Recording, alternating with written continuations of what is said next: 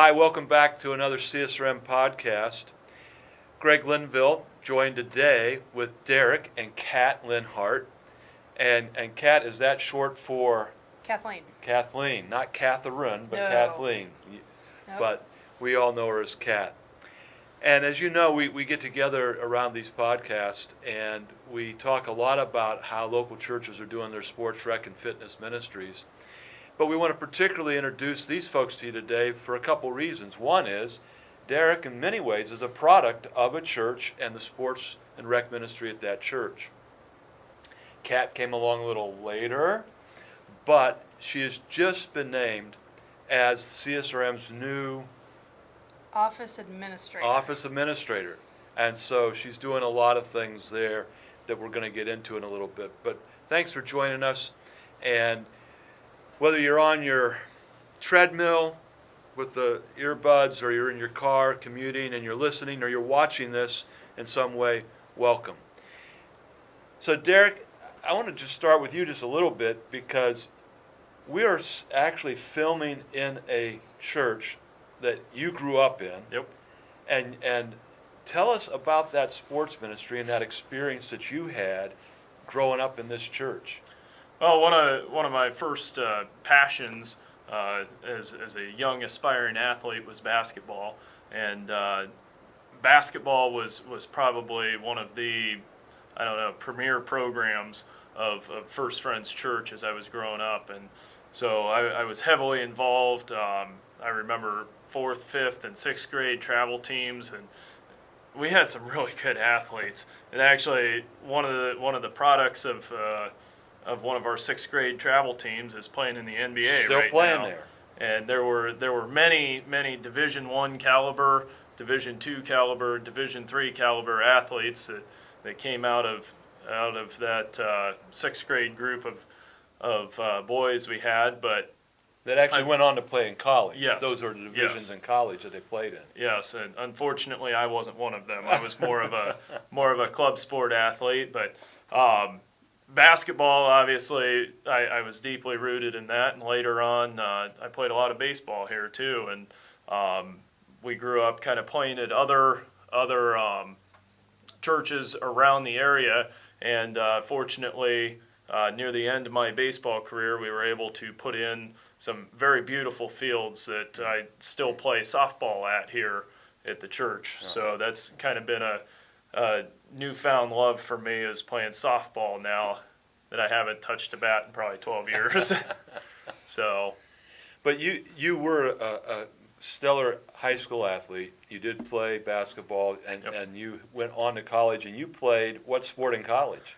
so in addition to playing basketball in high school, I started playing rugby in college, and that has kind of continued on into later in life even. So So you're still getting in a few scrums, are you? every once in a while, you might find me out on the field, especially this spring. You'll find me out rolling around in the mud with the boys. So Now, one of the things that's going to happen at the 2020 Reach Gathering is that there's going to be a track on sports for those that are like in wheelchairs. And they actually play wheelchair rugby. And the guy who's coming actually plays all over. I don't know how you do a scrum in that, but it's an interesting. And so if you're interested about how to do some of those things, make sure that you can get in contact with us. And I'm sure if you're watching this, that all of the contact information will be showing up on your screen. But Derek, you grew up here, and you mentioned that 6th grade team, but that group of guys, most of them played from like kindergarten, some of them all the way through high school together in one fashion or another. And I think there was about a dozen of you that did end up in some sort of an all-state category as seniors in high school. What was it about the sports program or sports ministry that you thought that aided that?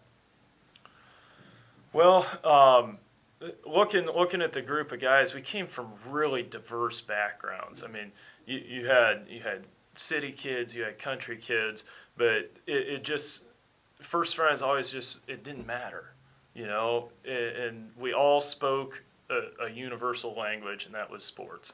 And it was something that, economically, we might not have been from the same background, but we all understood each other while we were on the court, and that's, I feel like one of the reasons why CSRM is so effective in reaching people across so many cultures is because everybody understands sports, whether it's on a national level, something unique to a region, or something internationally like soccer or cricket that's understood around the world. It's a common language, even if you don't speak the same language. And did you take part in that cricket when we had some folks here at the church that were doing that? Yeah, I remember a few camping trips where we busted out the wickets, and I remember the wicket keeper got to wear some really cool gloves. Yeah. I remember a flat bat. I don't remember being very good at bowling, but I know we set up a few courses all over the state of Ohio and eastern United States, I'm sure. And so the sports ministry was also involved in camping and recreation and lots of things, and you're a product of that today, and you're still involved very heavily in the Yep. church. You usher, right? Yep. That would be comparable to being a deacon, what you do in a lot of different denominations, and you are also involved in different areas of the church, helping in various ways. And Kat, you are as well. You're part of this church. Yeah. Tell us what role you play here in this church. I right now am on the finance team, Yeah. newly inaugurated, if you want to say that, starting in January. So it's been interesting to be a part of Yeah. all of that. And I bring a couple of those things up because some people that may be listening or watching, or maybe somebody that is watching, say, I'm going to have this other person watch this, because some people say, what's the value of the sports rec ministry? And here you have someone who grew up in it, and I would say that the sports only enhanced your desire to be involved in the church.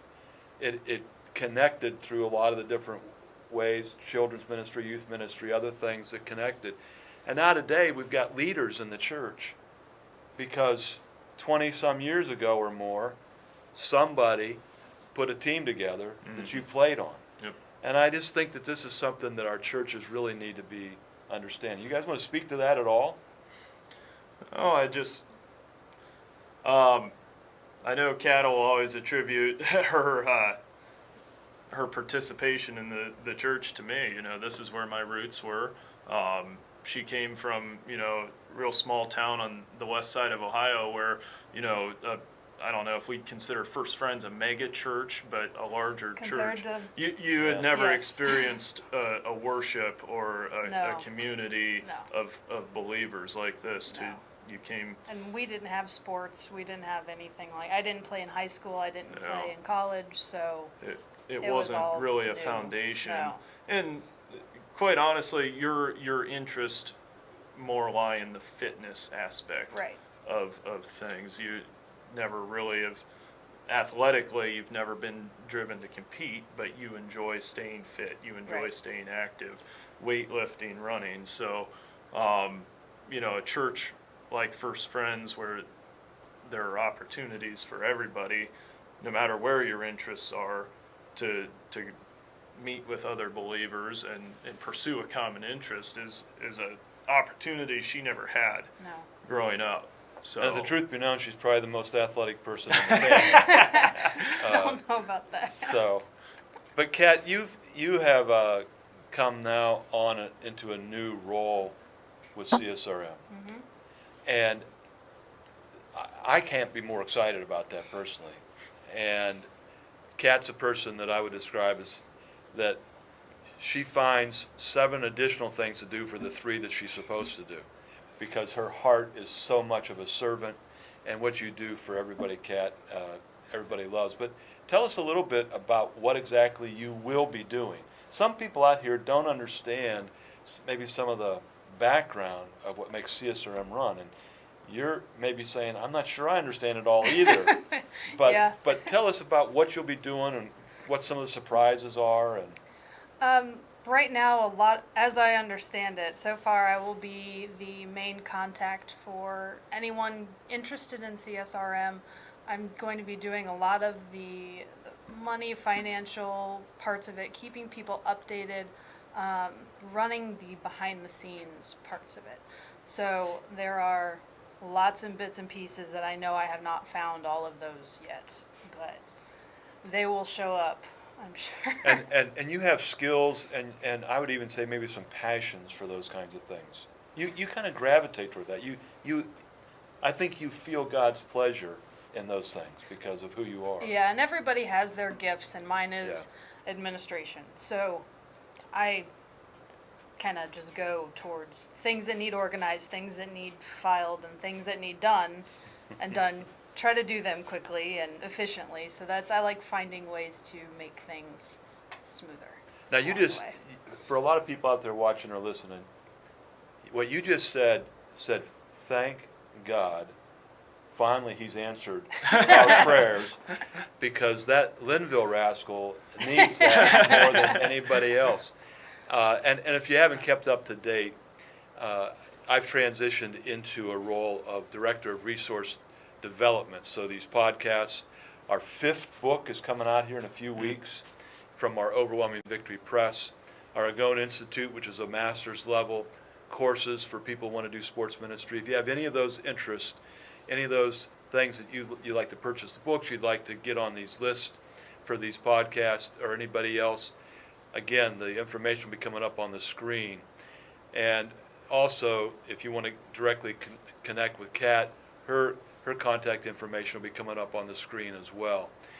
But we have a new executive director, and I'm sure that maybe even his picture will show up there. And David Waddell, who has been the last 10 years or so a professor in the rec department of Ole Miss.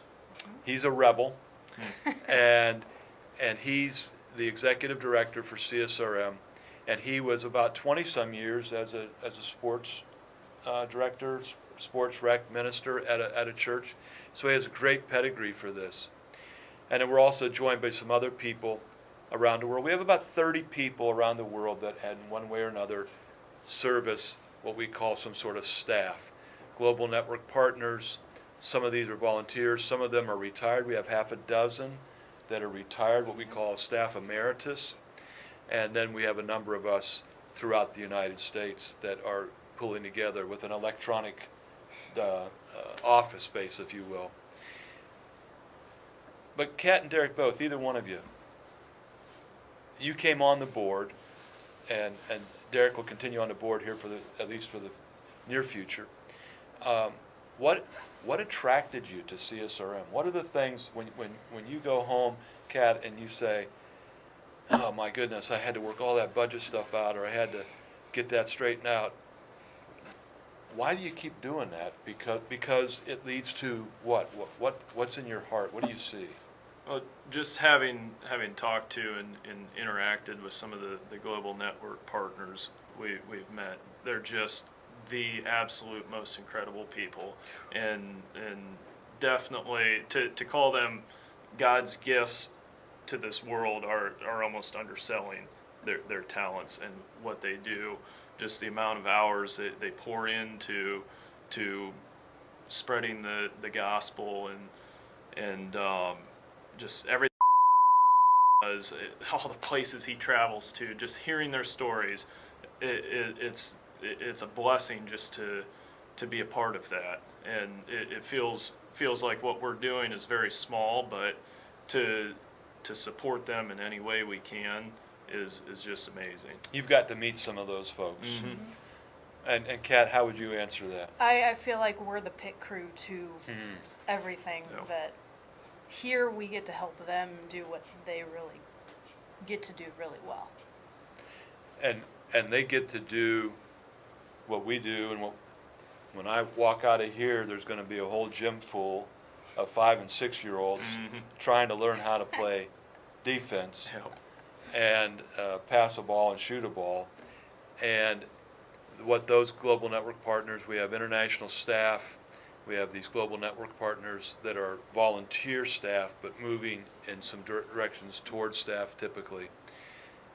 And that's what they're doing. They're equipping, empowering, mobilizing churches around the world so that they can go reach people that are far from Jesus and far from his church and try to bring them right in.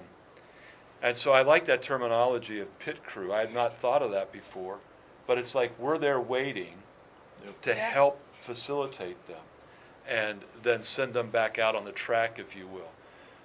Kat, is there something that you notice, like if somebody's out here listening or watching, what's like on our website, or what's something that you say you need to really go grab hold of, this resource, or connect in this way? I thought what I found most interesting this week, just looking through the website, is in the news and update section. We had 2 updates from GNPs, one in I think Kenya, and I don't remember where the other one was, but it's amazing to see the updates on what actually is happening. So we get to see pictures, and we've seen these people here, but to see what they take back with them and what they do, how they do it so well, is awesome. Yeah, and even if your church would be interested in forming a partner church with another country in the world, you should contact us. We had one church that they hosted our staff guy from an African country. He came and stayed there. They took a small short-term mission trip group of folks from their church over, and then that church that they went to sent a few people to that church, and there was some real connections, and that just is the kind of thing that goes on, and so you have that opportunity to connect with other churches. So we also want you to think about Reach, because the Reach gathering, which has come out of CSRM, and we now will have 7 other foundational partners. There's 3 paraministries, and then there's 4 churches that are doing this. We're coming up, this will be aired before April, and we're going to be in North Carolina at Ridgecrest. The world really comes. There's people from all around the world. Almost always 4 if not 5 continents are represented. And we just invite you to come and join us and learn how to do these kinds of things.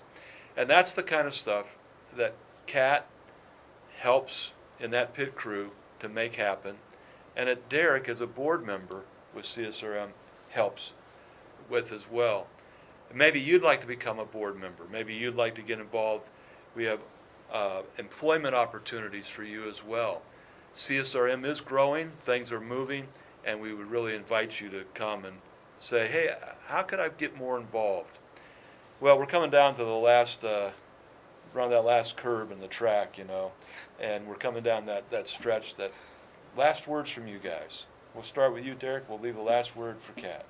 I'd just like to challenge everybody to be involved in whatever sports, recreation, or ministry is available at their church. I know the way I got back involved at First Friends was a very good friend of ours, Ryan Farr, just casually mentioned that they were looking for umpires for one of their baseball leagues, and I said, yeah, you know what, I could use some extra cash. So spent a summer umpiring with them, and next thing I knew, I was league director. So there's plenty of opportunities on the home front. Not everybody has the calling that the at the Bradley Barnes have to go internationally, but there's just as many opportunities and just as much need for missionaries within the United States or within your local region or your local province, wherever you live, to serve and be active. That's great, Derek. And did you catch what he said? You're a local missionary. I love that concept. When you're a coach, even an umpire, you're a local missionary. How about you, Kat? Last words. I just think it's really cool to see what is going on outside of the U.S. that we don't get a chance to do, but other people are getting to do it, and we get to help them do it. Very good. Thanks for joining us on this podcast. Keep in mind that we're also in a series of podcasts that are helping local churches connect their youth sports and their children's ministry. And there's a whole training series that goes along with this. that we talk about how do you envision this? How can you incorporate the different ministries of the church in a network, partnered, coordinated way, and a synchronistic way? But it's more than just the theory or the theology or even the philosophy, because then that series takes you right into the rooms, the gym, where they're actually doing some of those things, and show you how those devotionals are done, show you how you can put people together, and how you can reach out to the bleachers as well as the participants. So that's all going on with our podcast. Don't be a stranger. Get in touch with us. Derek, Kat, thanks for joining us today. God richly bless you. Thanks for what you do and who you are. We'll see everybody next time.